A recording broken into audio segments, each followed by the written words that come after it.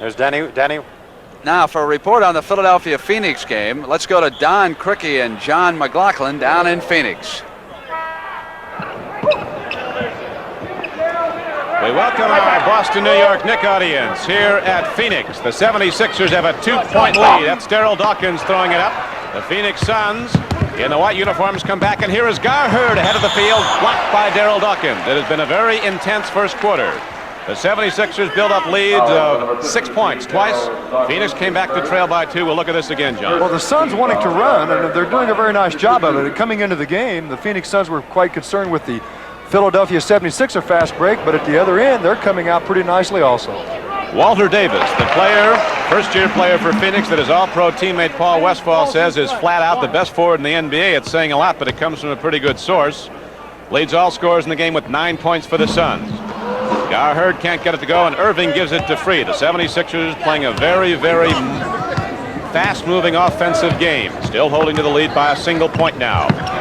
Steal attempt by Gar Heard, and Phoenix leads the NBA in steals as a team. Does not work, and Collins brings it in.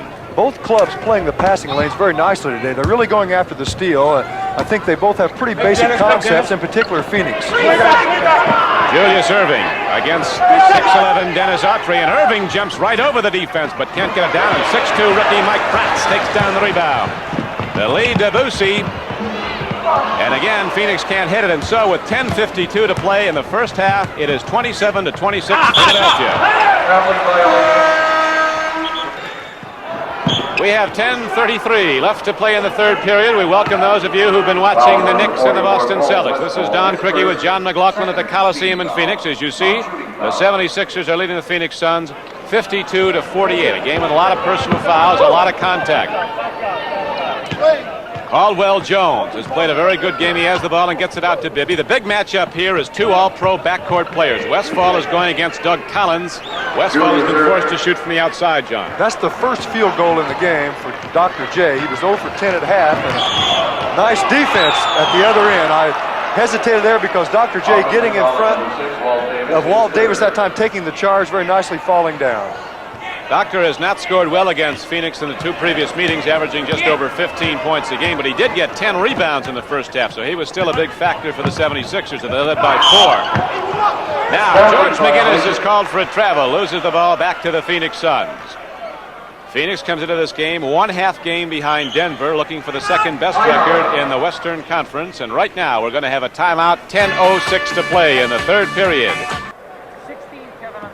Keith, a small section of the roof has collapsed in Phoenix. Let's go now to Don Criqui and John McLaughlin for an update.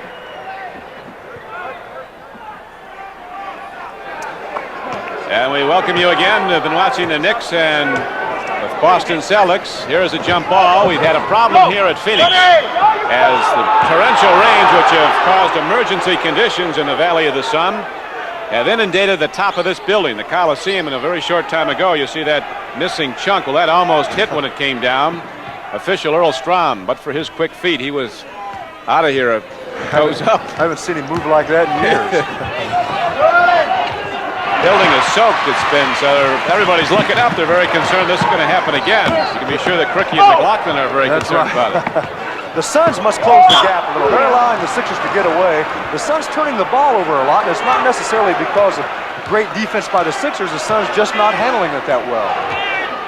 Philadelphia led by 4 at the half. They've opened up a 10-point lead in the third period. Now it's 8. A lot of bumping. There's been outright collisions in this game as they are really mixing it up in the lanes, going for those rebounds. Julius Irving, who's not scored much, hitting is just his third field goal in the game, and he gives puts Phoenix 10 points in the hole again. Here is Alvin Adams. A good touch, but Julius Irving jumps over everybody and leads the break down court for the 76ers. But Phoenix, with rookies in the lineup and a lot of team speed, gets back to set up and block it. Now Henry Bibby, who Jack Ramsey, the Portland coach, once called the most valuable player in Philadelphia, quarterbacks the 76ers. Bryant leans in and a foul is called. Joe Bryant will shoot 2. Well, the combination of things happening to the Suns. Number one, they're not really tightening up the defense like they would like, and secondly, at the other end, they're not able to put the ball in the basket. And so with 5:28 to go in the third period, it's Philadelphia 62, Phoenix 52. Phoenix. Let's go to Don Criqui and John McLaughlin for an update.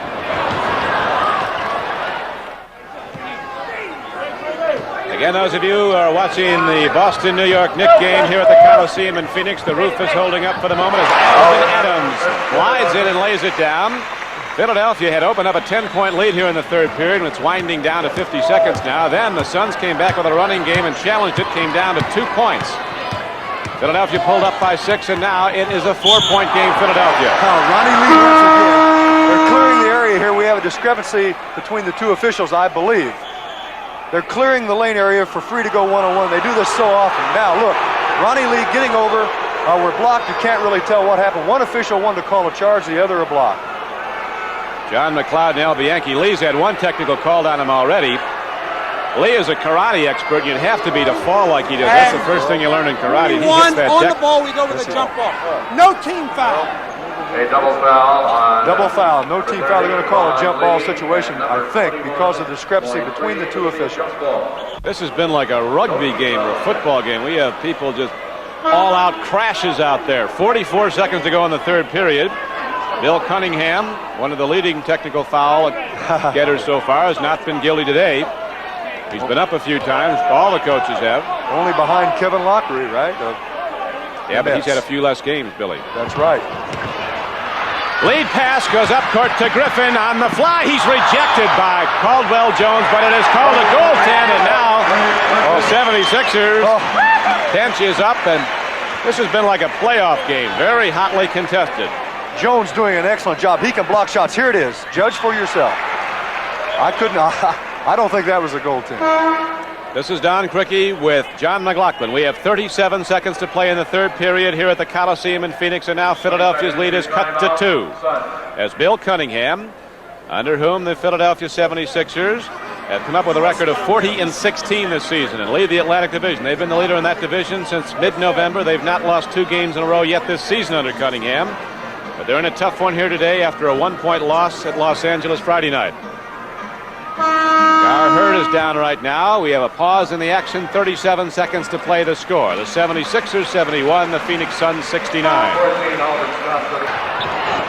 Doug Collins knocks it down to break the tie. This is Don Criqui with John McLaughlin back at Phoenix. We welcome our viewers again. Walter Davis, the spectacular rookie out of North Carolina, has keyed the resurgence of the Phoenix Suns here in the second half. That's Davis going to the basket. He now has scored 19 points in the game. He's put the ball up 14 times. He's hit 9. The game plan for Phoenix after they trailed by 10 was go to Walter Davis, and he did it for him. Now the Suns must be aware of going to the boards and concentrating on getting back on defense. The Sixers, on the other hand, they're going to want to run. They're going to want to go to the boards and try to get the offensive momentum more back into their favor. Julius Erving, with his great leaping ability, has taken down 16 rebounds. Here comes Walter Davis on a missed shot by Dawkins. Out to Westfall. And Don Boosie takes a free shot, albeit a long one, from the corner. And here come the Philadelphia 76ers running. Collins shoots. The best backcourt shooter in the NBA. Can't get it down twice. And Adams rebounds, looks for the outlet, up court to Westfall. Dawkins is back. They rule it, touched Walter Davis last.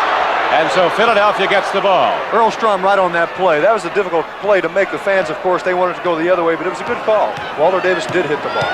Doug Collins, with his usual superb floor game, has quietly put up the most points of any Philadelphia player. He has 16. As the Sixers hold to a 2-point lead, 81-79, with 6:35 left to play in the game. McGinnis loses the handle, but gets it back to the Prince of Midair, Lloyd Free, who draws a shooting foul. Westfall got him. You know, Free goes to the line so many times, and it's because of the way he shoots his shot. He actually comes into the defensive player, but most of the time they call it, like they did that time on Westfall, on the defensive player for coming in under Free, when in essence, he's creating the contact. A little earlier, Westfall threw a forearm into the chest of Steve Nicks for holding him. The foul was against Nicks. Here you'll see the free shot, but from this angle, you really can't tell how they came into one another, but he puts the ball up so high, that time it barely breezed the net.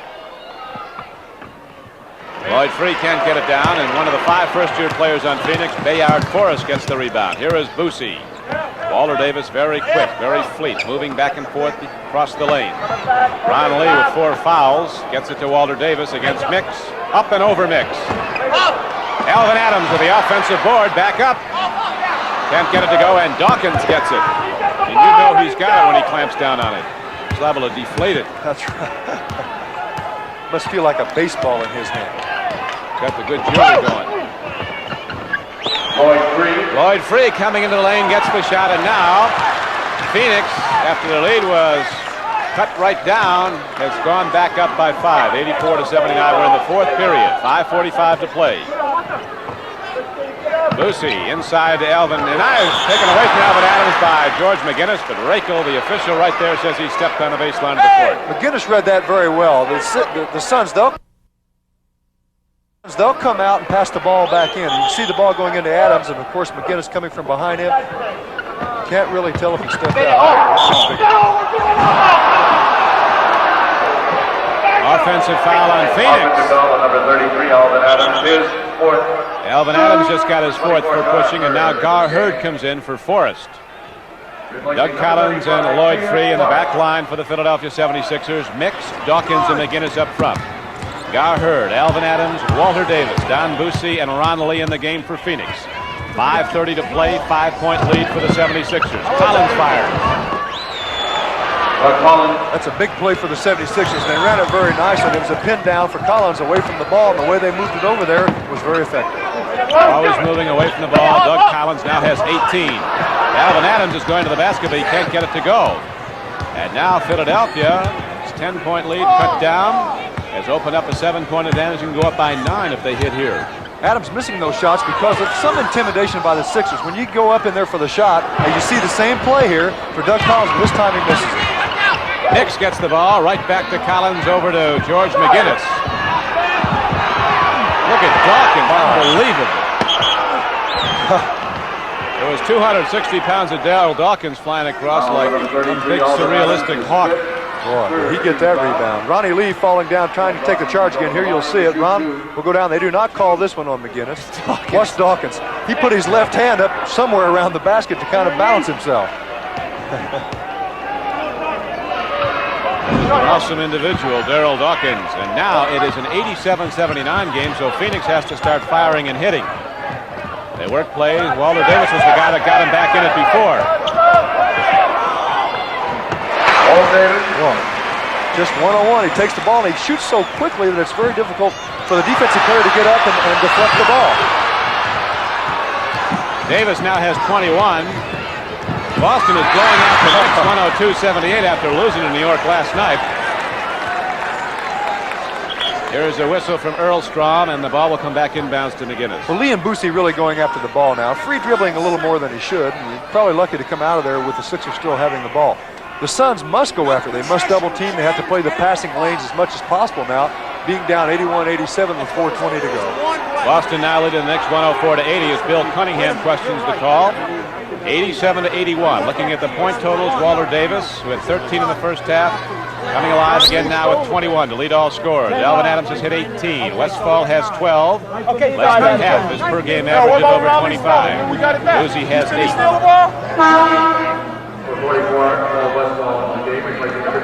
Don't forget the tennis competition with Jimmy Connors in the final event coming up from Memphis, Tennessee. Immediately following this NBA game. We have 4:18 left to play. The 76ers now winding down the game clock by using the shot clock. The Sixers in their point offense again, using Collins down low, free up top, and here he goes one-on-one. And that is not normally a good shot, but he does it so often that many times he makes it. Ron Lee comes back the other way. 4 minutes to go. Gar Hurd takes a look and goes back to Westfall. Lee fires. He hasn't hit one from out there all day. Collins outraces everybody. Lead pass goes to Free up against Westfall. And there goes that crasher from Oregon. We'll take a look again here, John. Well, you see Free coming in with the ball. Now, Westfall knows that he's been beaten here, so he reaches in and he prevents Free from getting the ball up. At least he can't get 3 points out of it. It's a smart play. Lloyd Free is a 16-point-a-game scorer, a 73% free throw shooter from Guilford College in North Carolina. Wears a little necklace with the word world on it. He's all world. Well, if you believe it, that's half the battle. So we're going to have a break in the action now. 3:52 to play, and the 76ers holding to an 89-81 lead. For a report on New Orleans, San Antonio, let's go to Jerry Gross and Stu Lance. We welcome our audience coming from the Boston game. We're here in New Orleans. You see the score, a 6-point lead for the Spurs. They're in the white uniforms. Making his move in is Paul Griffin. An oddity here in San Antonio, Texas. The low points, Stu Lance, for one period by the Spurs. The record is in danger. The record is 18, and thus far they've only scored 10 points. So San Antonio going for the unenviable record of cutting down on that 18. They've only scored 10 points in the whole quarter.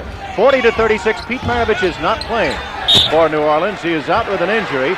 The man to watch is number 21, Truck Robinson, the leading rebounder in the NBA.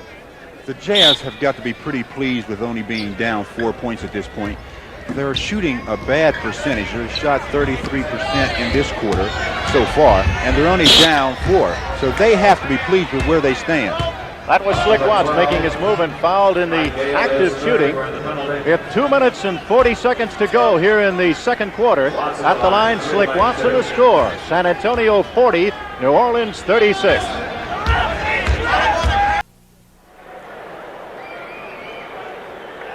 For a report on the New Orleans-San Antonio game, let's go now to Jerry Gross and Stu Lance in San Antonio. A whistle and a foul here in San Antonio. 9:21 to go, third quarter. The Spurs up 54-51.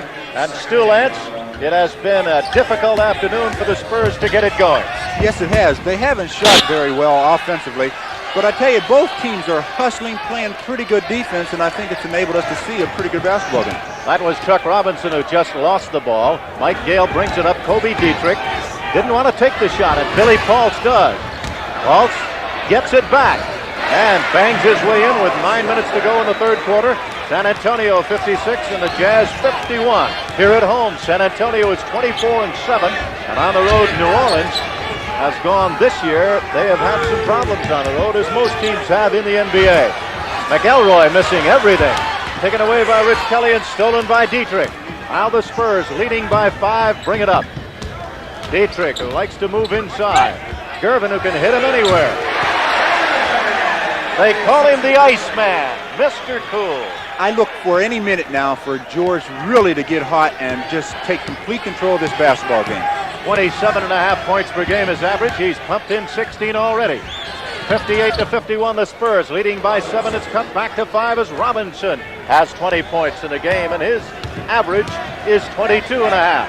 So with 8:10 to go, third quarter, the score, the Spurs of San Antonio 58, the Jazz of New Orleans 53.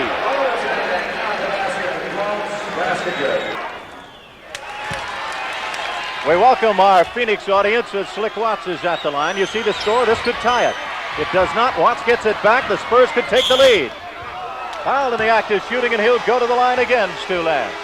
Yes, he will, and he continues to penetrate. That's his game. Penetrate and make things happen and draw the foul. So he'll go to the line for 2 more free throws. Quite a story here. This man coming from Seattle. Seattle going on a victory string. And Lenny Wilkins had to cut this man loose, Slick Watts. Wilkins' record is 29-12. He's done what could be the Coach of the Year job at Seattle. Had to find room for the men he had on the bench, brought him in, turned it all around, and now Watts is doing his thing for New Orleans.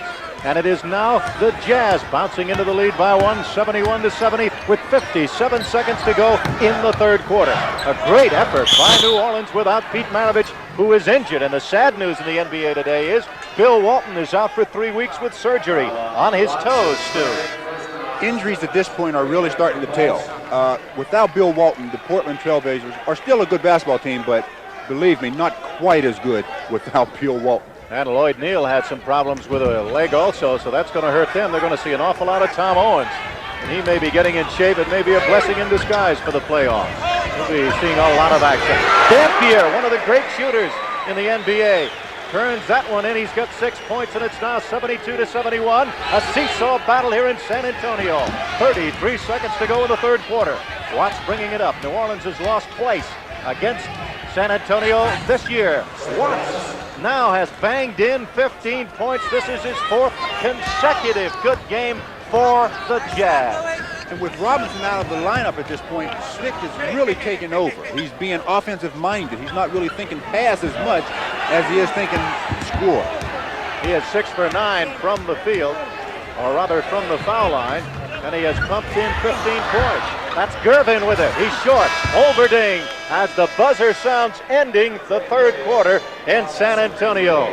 So at the end of 3, the score is New Orleans 73 and San Antonio 72. It's in San Antonio. We welcome the Boston fans. Jerry Gross along with Stu Lance. 7:21 to go in the game, and the Spurs lead by 1. The team in dark uniforms. That is the New Orleans Jazz, and Fred Saunders cannot find a handle on it. Billy Paultz comes back into the game now for San Antonio. 7:17 to go, the Spurs leading by 1, but what an effort, Stu Lance, by Truck Robinson, 6 for 7 from the foul line, 34 points, and he has hauled down 11 rebounds already. What more can you ask from him? He's done it all. He's made up the difference from that Pistol has done, but he has just been phenomenal today. Inside, it's amazing that George Gervin has not posted Slick Locks more. Dampier comes up with it. Dampier now makes it the Spurs 84, the Jazz 81. 6 minutes and 51 seconds to go. Gail Goodrich, formerly of UCLA, with the ball. Has a good outside shot. Let's see what he'll do. He did it, and it's now 83-84. The lead is 1. Quite a basketball game in San Antonio. And I noticed both Goodrich and Dampier are defensing one another on both ends of the floor. It's amazing. They're both the oldest players on both teams. So I think they made that match up themselves. They said, I want the oldest guy. Now Slick Watts, who can penetrate well, goes over to Saunders, who is with Boston. Watts formerly with Seattle, giving it over to Truck Robinson, who came by way, he's going one-on-one on Dietrich. He came by way of Washington. Look at the battle under the boards as Larry Keenan comes up with it. Here comes San Antonio leading by 1. 6 minutes and 7 seconds to go. Rebounded by Robinson. He is only 6'7", and he leads the NBA in rebound. They should check and see how many number 21s are out there. He is all over this floor. They say officially it's 15 rebounds now for Robinson. Watts missing the shot, Paultz with a rebound. 1 point lead for the Spurs. 5 minutes, 46 seconds to go, and Doug Moe calls the play from the bench.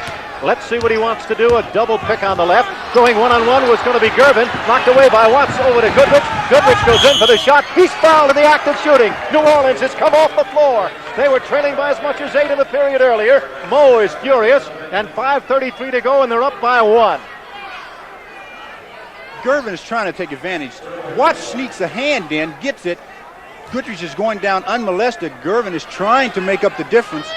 Goodrich held it up, makes the basket, and draws the foul. Now Gail Goodrich takes the shot and does not get it.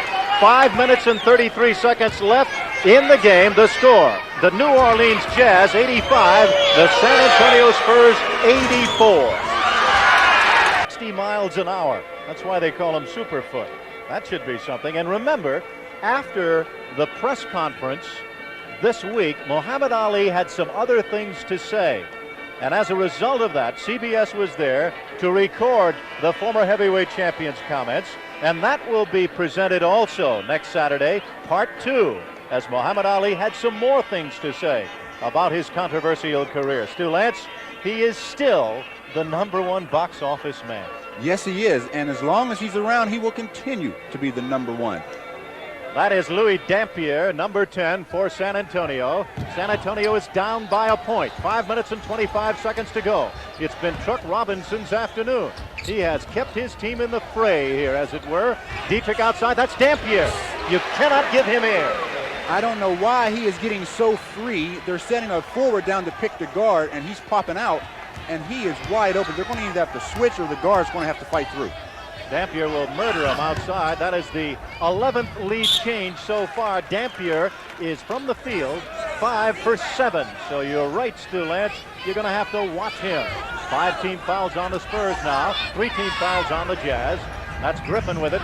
Over to Saunders. Saunders goes into the hole. Dietrich trying to stop the big guy. Can't do it. He goes around him. And now it is 15 for 30 from the field. 15 rebounds and a total points for Robinson of 36. It is 87-86 with 4:40 to go in the game. New Orleans leading. That's Dampier, but more pressure that time by Watts. Larry Keenan with a rebound and a whistle. That time, Watts put a little pressure on Dampier when he was shooting and didn't let him get set as quickly. Washington with a final 106, Houston 88. Little disturbance in the stands. The natives are in a frenzy. They disagreed on how to stop Truck Robinson. 4 minutes, 33 seconds left. 4 team fouls now on the Jazz. 5 team fouls on the Spurs. San Antonio moving it inside, and Gale has it taken away by Fred Saunders. Saunders going over to Goodrich. By and large, Gervin has done a good job on Goodrich most of the afternoon. Now Gale has picked him up. They're going to go to Robinson again. The battle between he and Dietrich underneath. Dietrich is taller. Robinson is much quicker and stronger. Watts, there's time running out, 4 seconds to go, and a traveling violation. Stu, you called it right. They're trying so hard to go one way. Their whole offense is now fouled up. What they should do is run some plays 2 or 3 times down the floor for somebody else. Let Robinson be a decoy type situation so they can get other people involved so they don't become stagnant, standing around watching one man do it all. The professional high for Truck Robinson is 38. He has 36 and a foul called against George Gervin. George is coming up. They accidentally steps on Slick Watts' foot and loses his balance, and the ball goes off his leg and out of bounds. So it's no foul, it's just a violation. Now with 15 seconds to shoot, Dale Goodrich, a bucket here would be a big one. Griffin, he's got it. And that means New Orleans takes their biggest lead in the 4th quarter. They're up by 3 in a remarkable display of courage with a team playing without Pete Maravich. They now lead by 3 with 3:37 to go. And San Antonio is going to have to shake themselves. Larry Keenan does it. Keenan hitting outside. He's had a whale of a game, 26 points. And Keenan in the game has gone now 10 for 17 and 5 in a row. So he has become hot, and the most valuable player award still might be up for grabs. Now it is 89 to 88. 3:18 left, the Jazz leading. They're trying to make it 3-point lead. Saunders going into the hole to Goodrich. Goodrich beat his man but couldn't score. He had posted Mike Gale. Knocked down to the floor. Griffin does not get the foul. Knocked away. Fine play by Saunders. Tips it over to Griffin. Griffin finally gets it back. It's off the backboard. Recovered on a fine play. Larry Keenan tipped it there. Dietrich goes over to Pulse, who goes to Gervin. They've got 2.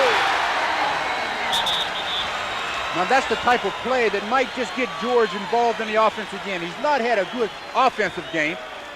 Gale throws the ball down to Pulse, takes it a little bit to the hoop, gives it to Gervin, goes up, makes a good play.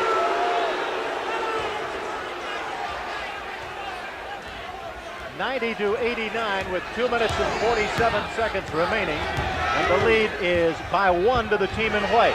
Robinson shows he's human. Saunders gets the rebound. He's going to bring it outside. Goodrich had some room, but he was looking for a pass. Saunders with a rebound.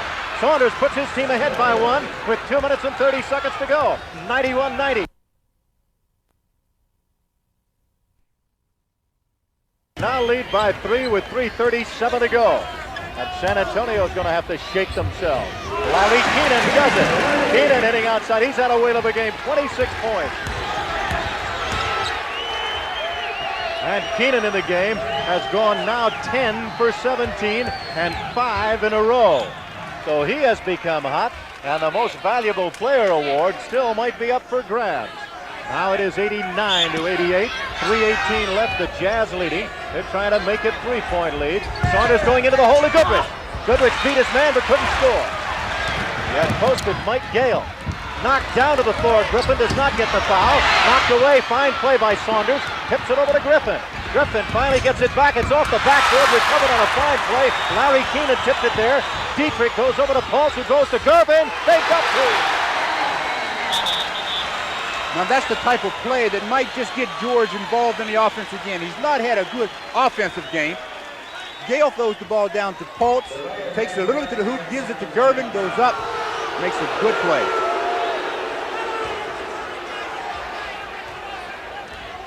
.90 to 89 with 2 minutes and 47 seconds remaining. And the lead is by 1 to the team in white. Robinson shows he's human. Saunders gets the rebound. He's going to bring it outside. Goodrich had some room, but he was looking for a pass. Saunders with a rebound. Saunders puts his team ahead by 1 with 2 minutes and 30 seconds to go. 91-90. The Jazz coming back. What a seesaw battle. The lead changing hands. Back and forth. 12 times, now 13 times. Lead changes. Gervin with it. Almost travels, did he? No, he was fouled. Doug Moe is a little upset at his team right now because, like throughout the course of the game, they are giving the Jazz too many opportunities to score. They're getting 2 and 3 shots almost every time down. Now Gervin goes to the line. He has not missed today, 2 for 2. He's got his 23rd point. What a performer this man is. Very underrated, very much unheralded. But he is a great one. He now has 24 points. And the lead goes back 92-91 to the Spurs with 2 minutes and 11 seconds to go. Both teams, mind you, in foul trouble. A foul here results in a penalty. That's Goodrich trying to move against the big guy. It's blocked by Fultz. Back to Goodrich. He measures it. And Goodrich won't miss those shots. He won't miss many open ones, but that's a basket from a direct result of Fred Saunders. He hustled, got the loose ball, and gave it to Gale for the easy shot. Yes, he did, and it's now 92-91. The Spurs leading by 1. 1 minute, 50 seconds to go. Goodrich has 4 field goals in the final period. He's been a big man. That is Fultz alone to Gervin, and he's fouled before he gets the pass or the shot away. Now the interpretation by Ed Middleton will be important. Was he passing or was he shooting? He's calling a 2-shot foul going to the basket, which is a good call. The score, now there was a change. I gave you the score earlier, 92-91. It was wrong on the board. They have changed it, and the Spurs are down by 1. Now they're tied. So I beg your pardon on that one. That was an incorrect score. It is now tied at 93. Now it is a 1-point lead as Elgin Baylor looks on. A 1-point lead with 1 minute and 40 seconds left to go in the game. Hang on to your hats wherever you are. There is a timeout on the court. Elgin Baylor will a height advantage over Slick Watts. Much bigger. Will presumably pick up Slick as Slick drives to the right side. He does, and away we go. 16 seconds to shoot on the 24-second timer. Inside, the pass deflected by Gervin as Saunders tried to go. It was deflected by Gervin on a big, big play. Now a bucket here with 1 minute and 20 to go would give San Antonio a 3-point play. Will he back Watts in further? He's got a great height advantage on him. Gervin does. The shot scored by Larry Keenan. Keenan has gone wild. He's got 28 points. He had 6 in the first quarter, 8 in the second quarter, and 6 in the third, and he's now got 28. He is 11 for 18 with 6 in a row. He is going for the most valuable player award also. Yes, he's had a very good game today. -3 for New Orleans fans, a 3-point San Antonio lead. We have now 1 minute to go in the game. Watts finds the open man. It is good, and he's fouled in the act of shooting. So a great play by Watts. That's the thing he does so effectively. Gets a pick by Griffin, goes baseline with the big guy, continues on, waits for someone to commit, gives to Robinson, who takes it up, is fouled, and gets the basket for the possible 3-point play. What a play by Griffin underneath. He boxed out very well and let Robinson go in. Foul on Dietrich, his 5th. 56 seconds left to go in the game. This could tie it up. He's got 39 points. That's a new high for Truck Robinson. 39 points. And at the foul line, 7 out of 8. What a battle between Robinson and Keenan now. Billy Fultz outside. 46 seconds to go in the game. It's tied up. Gervin with it. Gervin could have taken a shot. It's taken away by Griffin. Over to Goodrich. Now to Slick Watts. Gervin's behind him. He blocked it. A clean block. And a no goaltending call. Oh, they're going to tear the place down. Goaltending or a foul. Goaltending or a foul. It is a foul call, not goaltending, Stu. That was an excellent hustle play by George Gervin. There was a turnover on one end. Here you see Slick with the ball from a pass from Goodrich, and Gervin is flying down the floor, blocks the ball against the board. Saunders gets it, tries to take it up, and he's fouled by Dietrich. There are some now who want the play off the board to be called, but it is not goaltending. No, it's a good call. Middleton made the call. At the line, Fred Saunders. A tie game with 35 seconds left to go in the contest. Saunders at the foul line. Saunders is a 74% foul shooter. The pressure mounting. He averages 3.5 points a game. Fred Saunders gives his team a 1-point lead. 35 seconds of basketball remaining. Counting it, Mike Gale. Billy Fultz. 33 seconds remaining. You see the remaining time in the game. A countdown the 24-second clock. 15 seconds on the 24-second clock. That is George Gervin with a height advantage. Outside, Larry Keenan. Larry Keenan taking the shot. The rebound taken away by Mike Gale. 15 seconds in the game. blocked by Rich Kelly. He wants timeout. Rich Kelly wants a timeout. And so, you see the time remaining in the game. This will be one of the great come-from-behind victories for this fledgling New Orleans team. Inbounding the ball will be Paul Griffin. We welcome our Boston viewers. New Jersey 109 and Buffalo 103. That's the final. And in 12 seconds, we'll have a final here. Larry Keenan will be guarding Paul Griffin as he inbounds. Griffin will be inbounding. He's 6'9", and Keenan goes against him now. He is 6'9". Let's see what Elgin Baylor's club will be doing. They're looking for a man. 5 seconds to get it in. It is stolen away by the Spurs. Gervin stolen away. 9 seconds to go. Mike Gale. 6 seconds to go. 5 seconds to go. A timeout has been called, and Stu Lance, you called it just a moment ago. Handling the basketball is so very important, and the Jazz. 5 seconds to go. James McElroy will inbound it. He goes over to Rich Kelly. Kelly finding an open man. Aaron James. The ball game is over. The ball game is over. Aaron James had the open shot and could not make it. And the MVP of this afternoon's game will be Larry Keenan of the San Antonio Spurs. Final score, 98 San Antonio, 97 New Orleans. The most valuable player is Larry Keenan. And Larry Keenan, the Chevrolet Most Valuable Player Award, and going to his school, Memphis State, Chevrolet's $1,000 scholarship will be awarded. A thrilling windup. Final score 98-97. Larry Keenan with 5 assists, 10 rebounds, 28 points, 11 out of 18 from the field, and 6 in a row in the last 2 periods of play. We're now going to take you to Phoenix and Don Criqui and John McLaughlin.